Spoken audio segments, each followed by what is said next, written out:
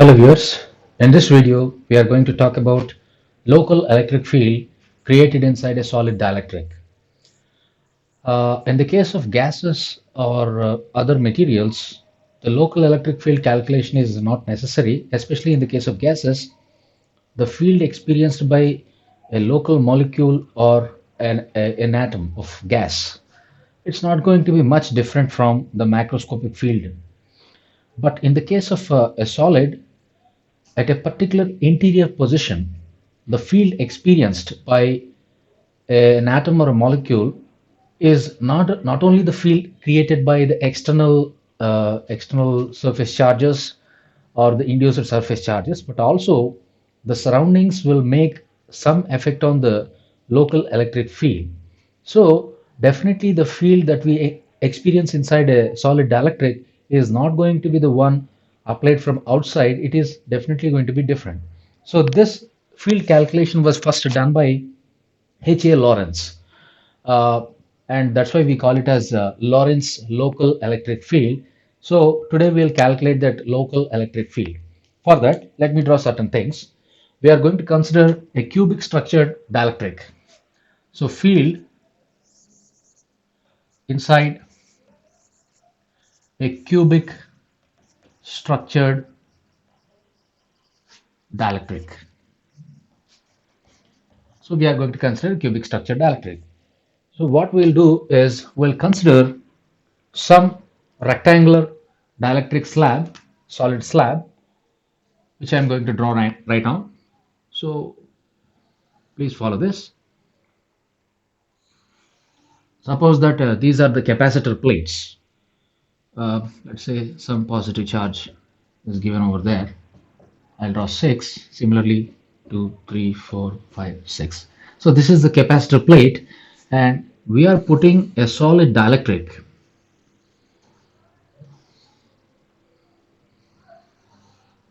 So this is our solid dielectric with the dielectric constant epsilon r.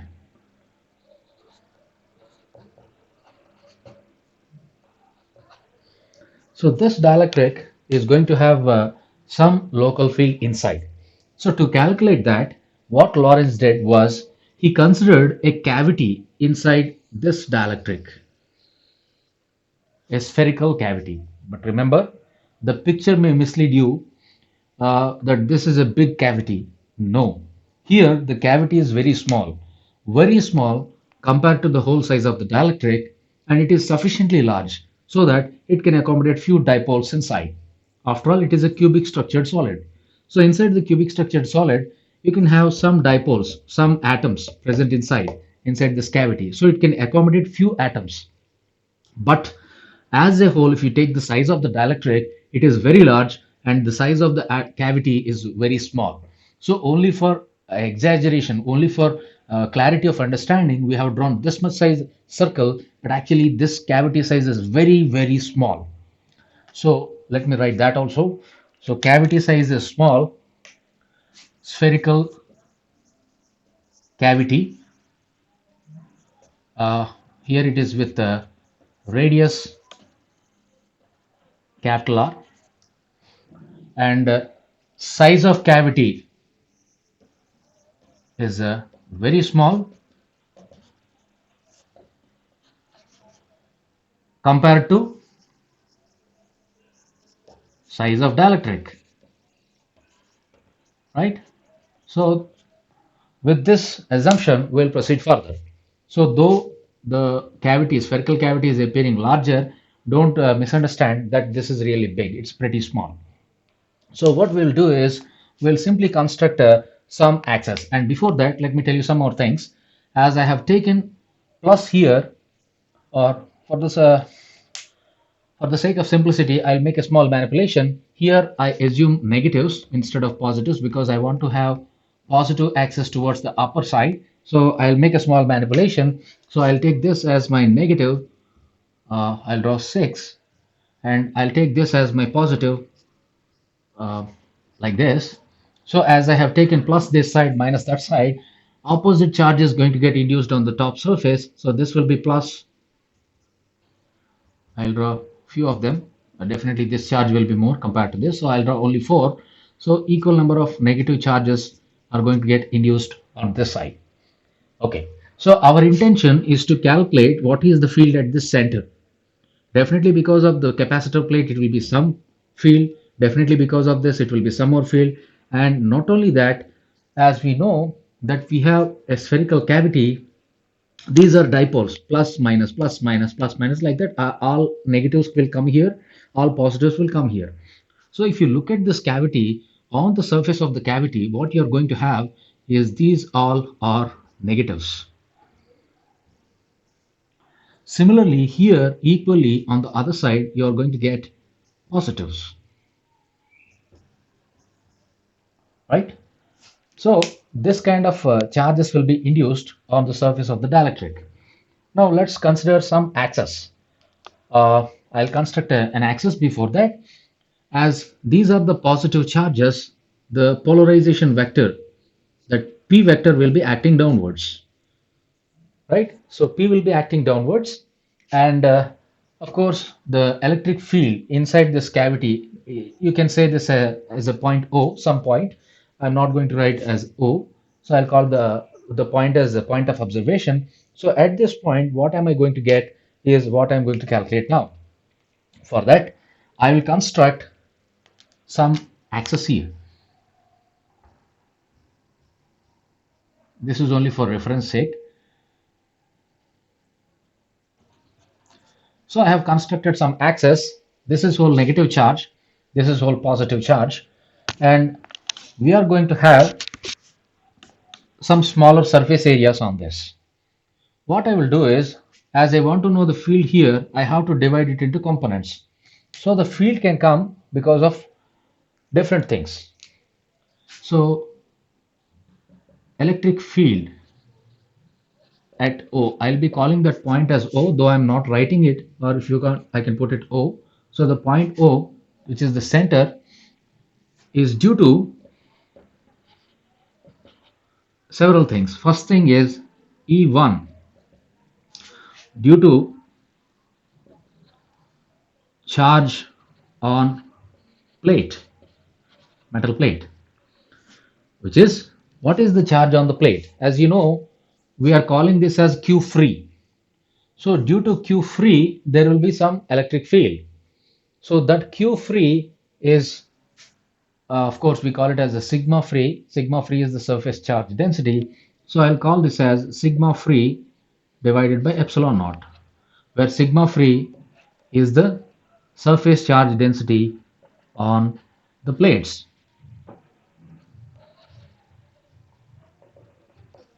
right? Similarly, we can now write another one, that is second one, which is due to the phase, the charges which are induced over there. So this is due to induced surface charges on outer surface of the dielectric.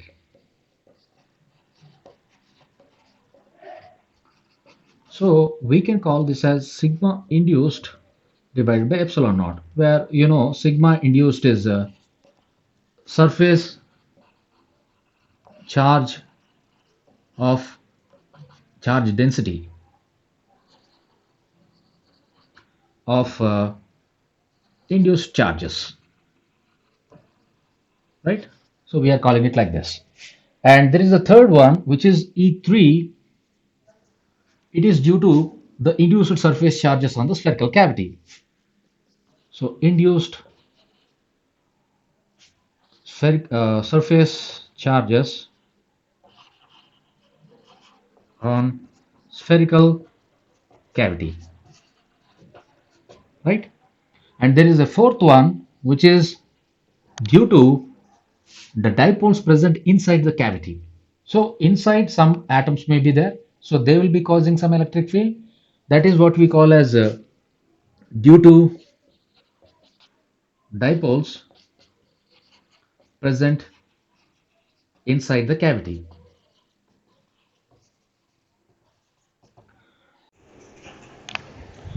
Now coming to the direction, here if you look at this E2, and E1. They are not working in the same direction. You can see E1 is the electric field due to the charges on the plate.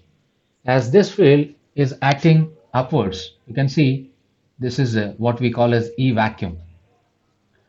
E vacuum is nothing but a sigma free by epsilon naught, which is acting upwards, upward direction. Now coming to this one, it is the field due to induced surface charges on the outer surface of the dielectric.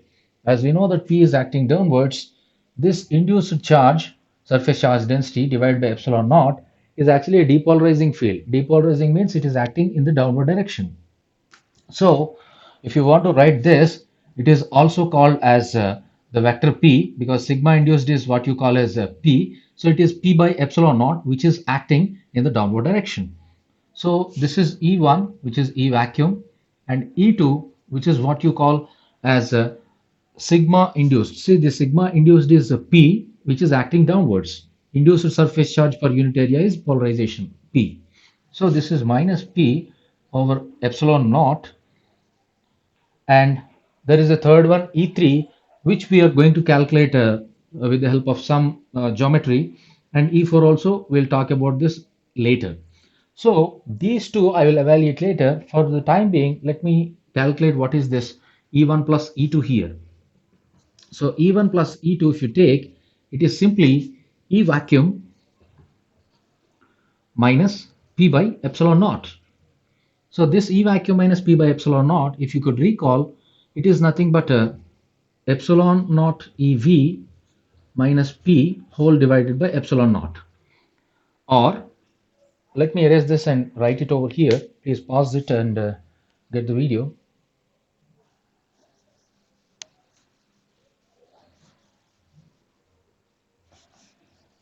So I'm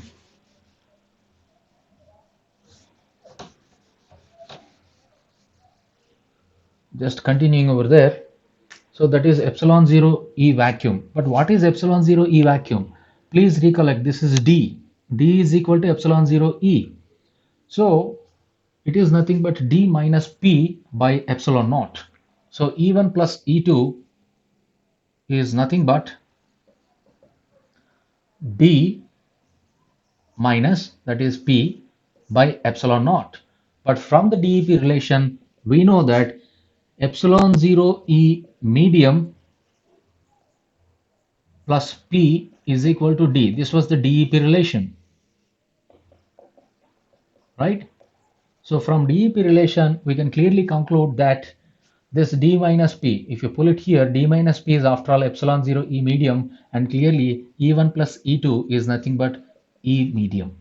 E medium means due to the presence of this dielectric, the field at the center will be E medium. So if you take without dielectric at O, the field due to this plate is just E vacuum. After the presence of this dielectric, without considering the cavity, the field is going to be enhanced, and that field along with this polarization is what we call as E medium. So this plus this is now this.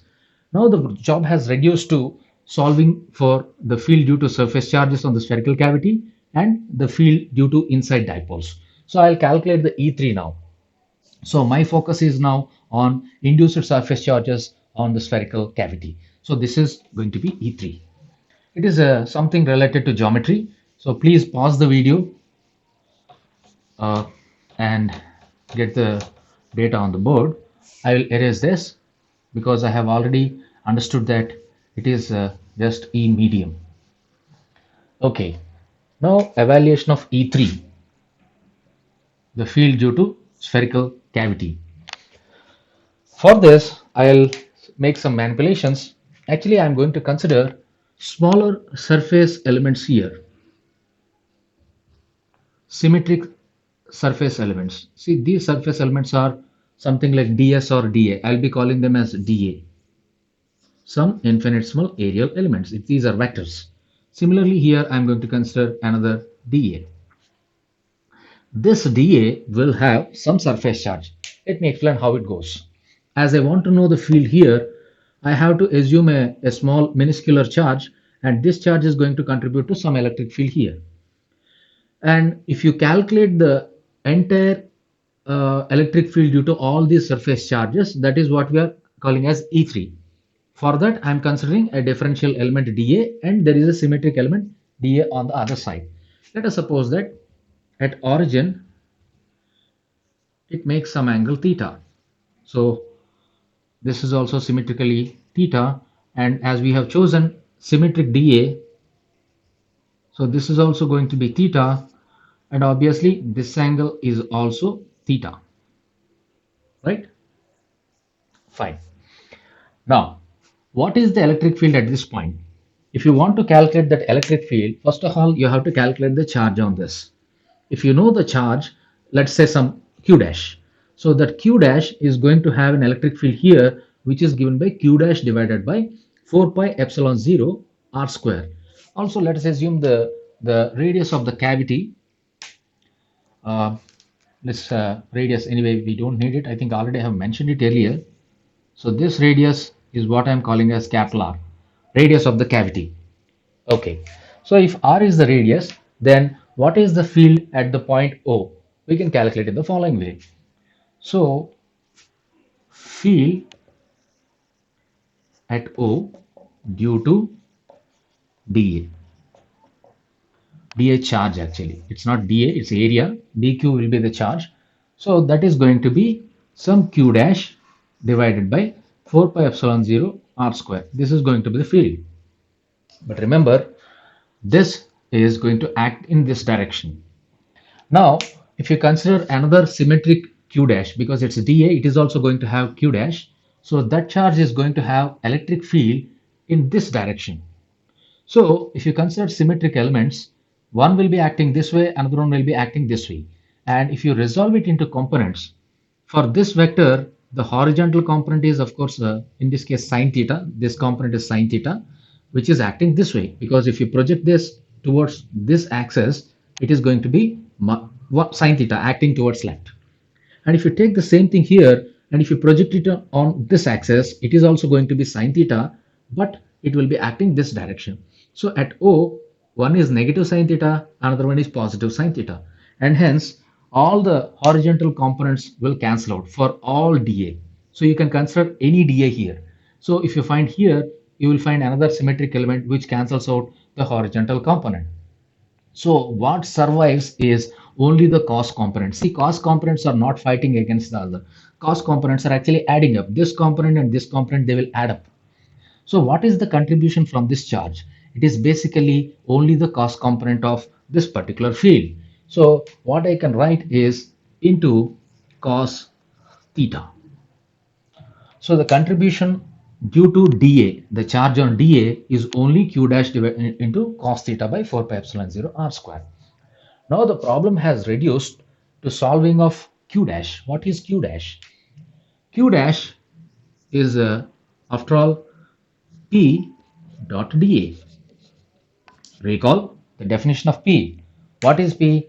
P is the induced surface charge per unit area. So if you call this Q as some dq, let us say. So far I have called as Q dash. Let me call this as dq. It's an infinitesimal charge. So dq equal to P dot dA, or in other words, P is nothing but dq by dA, where dq is the charge existing on dA. So charge by area is nothing but P. So this is convincing, P dot dA. Now you consider the P vector here. You know the P is acting downward because this is P. I can draw the P similarly here. I'll draw the P here. So this is my P, and the angle between the two, you can see as this is theta, this is also going to be theta. So P dot dA is nothing but P dA cos theta. Okay, now what is this dA? This dA I'm not going to derive, but it is directly coming from the spherical polar coordinates. dA is actually surface element. dA is surface element. So in spherical polar coordinates, this surface element is just r square sine theta d theta d phi. This is the surface element dA. Well, you may have a doubt, what is theta, what is phi, etc. So in spherical polar coordinates, these numbers are already given. So anyway, for this case, the r is constant. The radius is not going to vary. R is constant, and here theta varies for this problem from 0 to pi. Let me tell you how it happens. See, you have taken two sets. So if you consider only one side, it will be describing the field here. So from here you take dA, dA, dA, dA, dA like this, integrate up to here. So that is going to describe the effect at O. You don't have to take the other side, because in spherical polar coordinates theta varies from 0 to pi, and there is one more to take care of the other side. That is what we call azimuthal angle phi. So this phi in that case is going to vary. Phi varies from 0 to 2 pi. So you don't have to derive this, you can directly assume it. So our dA, surface element, is going to be this. So we know the dA, and hence we can directly write what is the charge on, or what is the field, E3. So our E3 is going to be, of course, I'll replace this with an integral because it is due to an element. And if I want to know the total, so I have to integrate the thing over the sphere with with variables. What are the variables? Q dash I have to write. Q dash is nothing but PdA, which is PdA cos theta. Another cos theta is there. So let me write this as P cos square theta. And in the denominator, I have 4 pi epsilon 0 r square. And I have dA. My dA is nothing but r square sine theta d theta d phi. So this is going to be the whole story. Anyway, r square gets cancelled here. So what are we left with is E3 is equal to, let me write it in the specified limits. So what I can write is theta is going to vary from 0 to pi cos square theta. Of course, p is constant, so can be pulled outside. Same thing is applicable to by 4 pi epsilon 0. So 4 pi epsilon 0 also came outside. R square is gone, which is cos square theta sine theta d theta. This is theta part of the integral. Upper limit is pi. If you want, I can write it here. And similarly, there is a theta phi part, which is d phi. It is actually going to vary from phi equal to 0 to phi equal to 2 pi. So this is the integral. Please copy this. I'll pause the video. I'll erase this. Okay.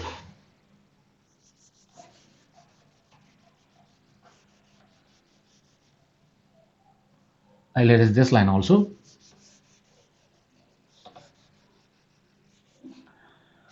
So if you continue from here, this integral is, of course, p by 4 pi epsilon 0 times this integral. Actually, you can write this sine theta d theta as minus d of cos theta. What I mean is, if I write d of cos theta, is it not cos theta's derivative minus sine theta d theta? So as we have sine theta d theta, I can directly write this as minus cos theta, or you can pull the minus sign to outside. So in that way, what am I going to do is I'll simply write this as theta is 0 to pi cos square theta multiplied by, of course, I'll put a minus sign here. I'll put a bracket, a minus sign, d of cos theta into other integral, which is same d phi, going to vary from phi to 0 to 2 pi. That's all. Now, in the next step, what am I going to do is look at this. Cos square theta and derivative of cos theta means, is it not looking like x square dx? So is it not the x square's integral x cube by 3? So I will write this as p by 4 pi epsilon 0 constant. This integration part gives only theta part, cos cube theta. Of course, there is a minus sign, which I am pulling it here, divided by 3, with theta running between 0 and pi. And the other integral is, of course, d phi's integral is phi, where phi goes from 0 to 2 pi. I'll remove this portion.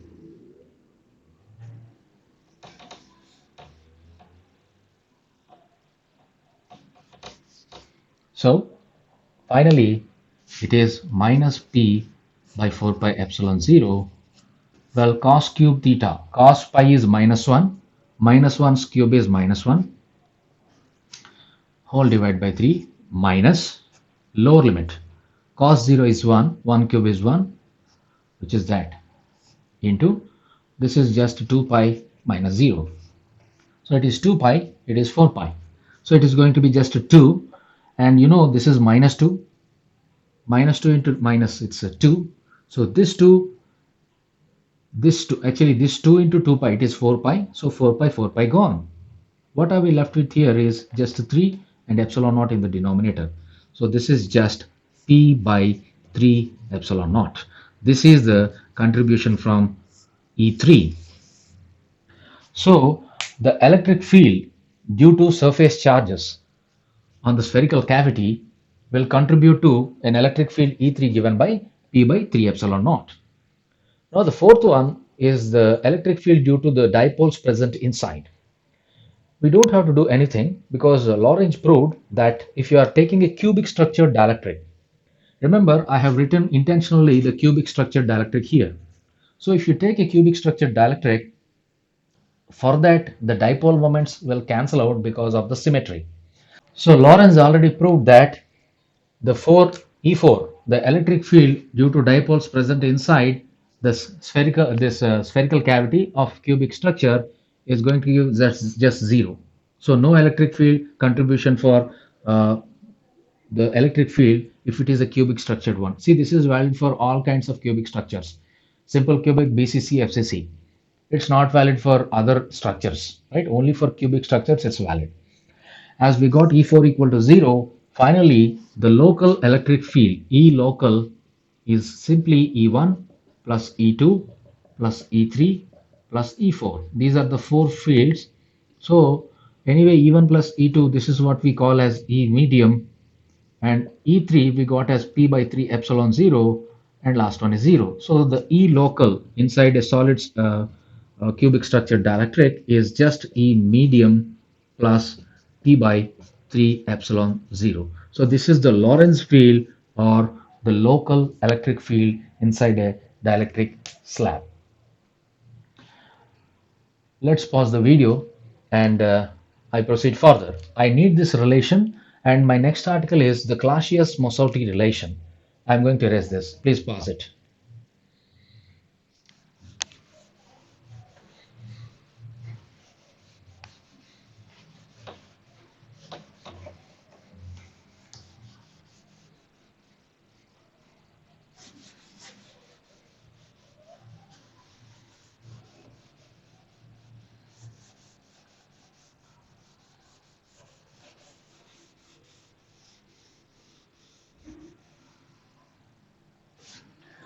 Okay, the next article is Clausius-Mosotty relation.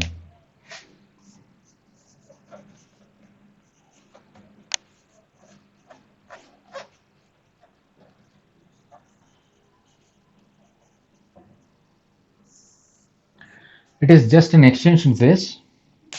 We know that the polarization vector P is, after all, induced dipole moment per unit volume. So if there are n such dipoles per unit volume, with each having a dipole moment mu, you just call it as P equal to n mu. And we can also write this as, mu equal to alpha E, where alpha is the polarizability, which you have learned in the previous video. So this is, after all, alpha times E medium. So sometimes I'll be writing EM, E medium or EM, both are one and the same. So this is the expression for P, and we can write this P in different ways. So I'll use this expression, I'll put it separately. So P equal to N alpha EM. I'll keep it aside. I'll recall this local electric field. Normally, this Em was the field assumed in deriving this P, which is the medium field. But a local electric field, which is derived by Lorentz, clearly shows that this Em is not Em, but it is Em plus P by 3 epsilon 0. So, if it is a solid cubic structure dielectric, it is not just E medium, the field inside is going to be enhanced by P by 3 epsilon 0. So, you have to replace this Em by replaced with E local, right? So if you do that, your P is going to be N alpha times Em is nothing but Em plus P by 3 epsilon 0, a modification. So I can rearrange this expression by taking the P's towards one side. So P, I can pull it to the left hand side and I can write P into 1 minus, see this is n alpha p by 3 epsilon 0. So when it goes to the left hand side, it becomes n alpha over 3 epsilon 0, which is equivalent to n alpha into E medium. Or if you want, you can pull it to the other side also, but I'll keep this aside and I'll call this as equation 1. I'll be using this later. Simultaneously, I'll use the DEP relation. Recall, DEP relation says D equal to epsilon 0 E medium plus P polarization. Also, if you want to write this D, you can write it as epsilon 0 epsilon R times E medium, which is equivalent to epsilon 0 E medium plus P. Or if you pull this to the left hand side, the epsilon 0 Em times epsilon R minus 1 is equivalent to P. Or P by epsilon 0 Em. You can see here P and Em are there. So we can write P by Em is equal to epsilon 0 epsilon R minus 1. So this is one equation. And by rearranging this expression, what I can write is P by Em is equal to n alpha divided by 1 minus n alpha by 3 epsilon 0. So this is what I call as equation 1. So comparing this with this, you can conclude that this is equivalent to this. So I'll use that. Therefore, epsilon 0 epsilon r minus 1 is equal to n alpha divided by 1 minus n alpha divided by 3 epsilon 0. Right? So we can proceed further. I'll erase this.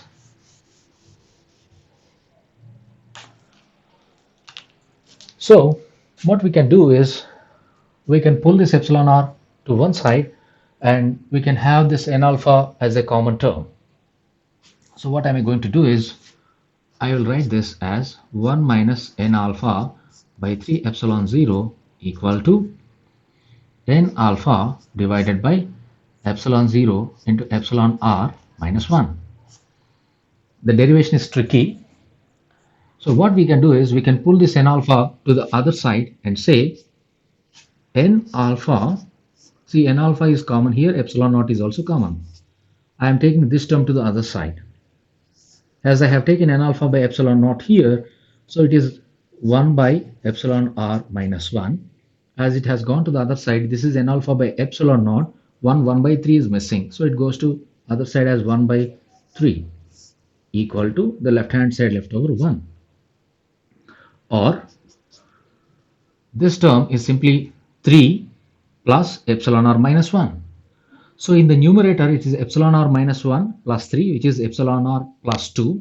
So let me write that step. Or I'll take this to the other side and write this as 3 plus epsilon r minus 1 divided by 3 into epsilon r minus 1 equal to, this goes to the other side as epsilon naught divided by n alpha. Look at this, it's epsilon r minus 1, so it becomes epsilon r plus 2, epsilon r minus 1. So the final expression, I will erase this portion, pause the video and take the notes.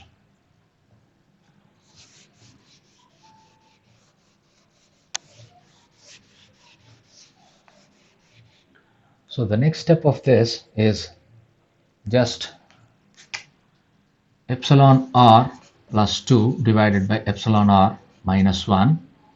3 is there, take it to the other side. So it becomes 3 epsilon naught by n alpha. But in standard form, just you invert this relation. That is the standard Clausius-Mosotty relation, which is epsilon r minus 1. I am just flipping it up and down on both sides. Epsilon r plus 2 equals n alpha by 3 epsilon naught. This is what we call as Clausius-Mosotty relation. So this completes most of the derivations in dielectrics.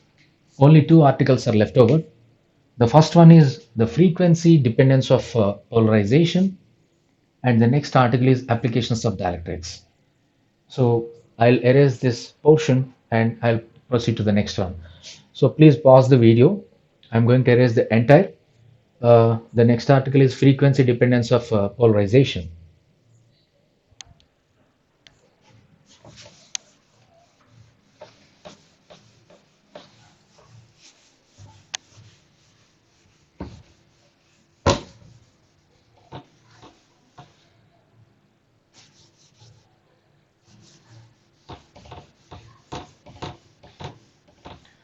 Okay. So the next article is frequency dependence of polarization. I'll plot a graph which shows the polarizability alpha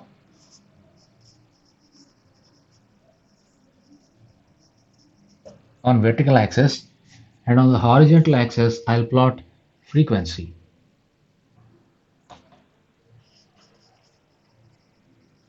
This frequency, it's not a linear scale, it's a logarithmic scale.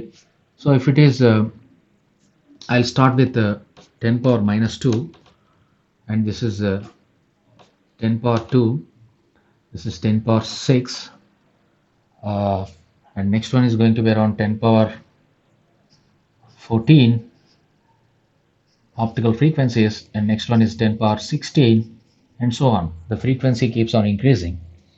So the polarizability graph will go in this fashion, like this.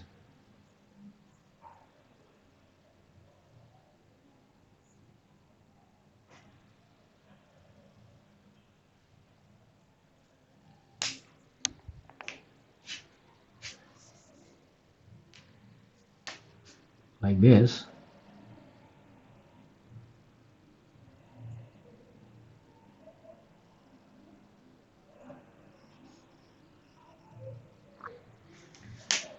So there are several regions for this particular graph. So if you take the total polarizability of a dielectric, and if you vary the frequency and study how it is varying, it shows this kind of behavior. So you can see in this region, which is what you call as space charge polarization, which we have not studied. As we said, it's very weak. This is due to the polarization of charges in p-n junction, and this exists only up to 10 power 2 hertz. So this frequency is in hertz.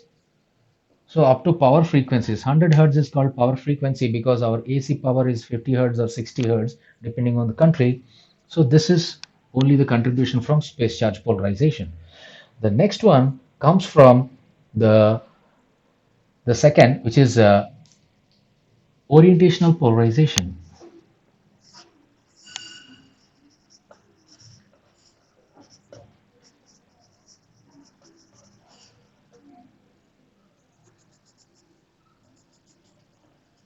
So somewhere up to megahertz frequencies it exists.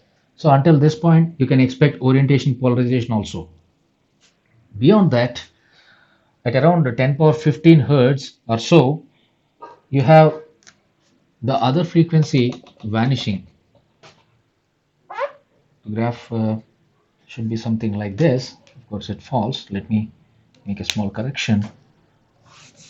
It's going to fall this way. I'm going to oscillate like this. So here it is the contribution coming from the next one, which is ionic polarization, and the last one is, of course, electronic polarization. This graph is pretty simple to understand. See, if you look at the dielectric, electrons are the lightest ingredient of the dielectric. Their weight is very small. Next comes to the ions. So after electrons, the next heaviest is the ions. After ions, the next heaviest is the orientational motion of these polar molecules. Let me tell you in this way. Electrons are lighter, so for applied field, they can quickly respond because they are light. So with the applied field, they instantaneously polarize. And as we know, this is the frequency. Means instead of DC field, if you apply high frequency AC, means you take the capacitor, apply positive, negative, positive, negative, positive, negative, like that, you change the frequency. So the plates are oscillating at this frequency. So if the field is varying that quick, electrons can respond because they are very light. So they are always active among all the four. So electronic polarization can exist even up to 10 power 16 or more hertz. But if you come to around 10 power 14 or 10 power 15 hertz, below that, ions also can respond because ions are relatively more massive compared to electron. But if you reduce the frequency, even ions, you have seen the picture of a heavy ion and a small ion. So those ions also can oscillate with the applied AC field. So up to 10 power 15 hertz, ionic polarization also can exist. And beyond that, atoms cannot vibrate with that frequency. Because if I ask you to run at 100 kilometer per hour, you can't. There is a limit for your running. Just like that, electrons are quicker, so they can exist. Ions are quicker only up to this frequency, that's why they exist here. And if you come down around megahertz frequency, megahertz, 10 power 6 hertz, orientational polarization also can exist up to that particular frequency. Why? Because if you apply the field with 10 power 6 hertz or less, the polar molecules, whichever they exist inside the solid, they can turn in the field direction, randomize, turn in the field direction, and once again randomize, like that. When the field oscillates, these polar molecules also swing forward and backward, like that they will be oscillating. So this oscillation is possible because the dipole has to rotate. For electron, it is easier to move. For ion, it is relatively tougher. Whereas for turning of ion, it is turning of a dipole, it is much more complicated, much more difficult. So only at low frequencies this can exist, and beyond this 10 power 6 hertz, even the orientational polarization cannot exist. And when you come further lower up to power frequencies, this space charge means a p-n junction. Inside the p-n junction, you have both positive and negative ions, which are idle, which are not moving anywhere. So this kind of depletion region can be formed only in power frequency range. Only up to 100 hertz it can exist. Beyond that, it cannot respond. So it will just remain like a statue. So this is the frequency variation of polarization. And if you take a dielectric, which contains ions, polar molecules, space charges, electronic polarization, all these, if they are possible inside a given hypothetical dielectric, then the variation of polarization with respect to frequency graph will look like this. So this completes frequency dependence of polarization. In the exam, they may ask you for short answer question, sketch the polarization graph as a function of frequency. So this is the short answer question. And the last article of dielectrics is applications of dielectrics. What are the uses of dielectrics? What not? Dielectrics are extremely useful.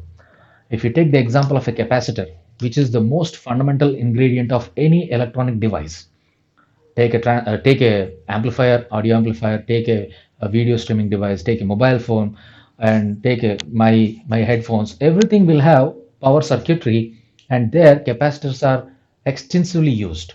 So in the making of capacitors, dielectrics are extremely useful. The capacitor can be made out of electrolytic solution, a paper dipped solution, or it can be made out of a mica sheet or a rubber sheet. So most of the capacitors are made out of these dielectrics. So this is one application of dielectric. And take the example of electric wires. Everywhere we are watching electric all these appliances are running on electricity, and the live wire and the ground wire, or phase and neutral wires of any electric power connection, they are separated by insulators. They are, after all, insulating cables. They are also dielectrics. So they are supporting the flow of electricity. That is another application. In the same way, transformers, high tension lines, their ceramic insulators, ceramic dielectrics are used, and whatnot. Everywhere the dielectrics are useful, especially in electronic gadgets, right? So these are some of the applications of dielectrics. Even if you take the quartz is also a dielectric, which is the most important ingredient of wrist watches or even the computers, etc. All the clock pulses are generated by quartz. Quartz is also a dielectric material. With this, I conclude the applications of dielectrics, and the dielectrics portion is over. So we'll meet in the next video with magnetism. Thank you.